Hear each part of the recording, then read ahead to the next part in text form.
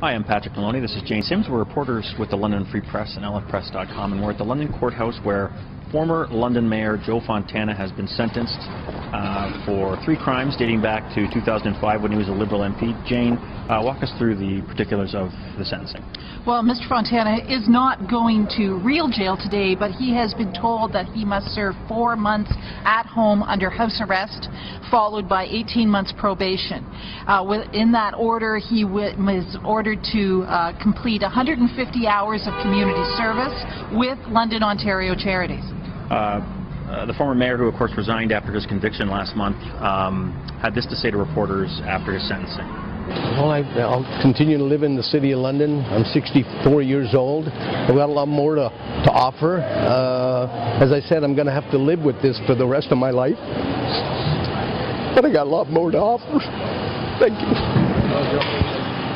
So one thing that's interesting, once the 4 months are up, there's the 18-month probation. Then there's the court-ordered 150 hours of community service. And you spoke to Fontana's lawyer, Gord Cudmore, what he thought about the possibilities there. Here's what Cudmore had to say. There'll be a lot of opportunities. I don't think everybody in the community is vilifying him. There's a lot of people in those letters that say he's done a lot of good for charities and homeless people and lesser or people who aren't doing as well. The judge said through registered charities, so it'll be charity work that he'll do, and then he and the supervisor or the probation officer work out just what and where his skills can best be used.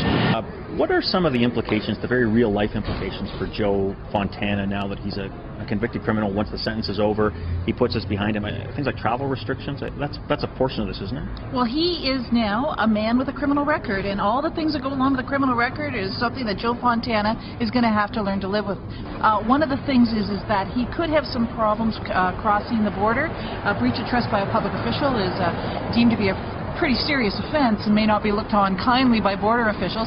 He could face some difficulties in terms of various aspects of his life because he's now carrying something that most of us don't have. Yeah, and that brings me to what we had talked about earlier, was there's this notion of the formal punishments, right? Things like having a criminal record, having to stay in his home under house arrest for 4 months, but there's those informal punishments, and that's what got Fontana so emotional today in the courtroom. At one point he stood up, he was doubled over weeping, they had to call recess.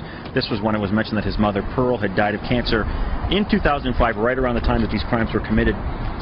For me, what I really took from it was when he was talking, Joe addressed the court and he said the shame he's brought on his family, and he said my 10-year-old grandson has to start defending me in the schoolyard.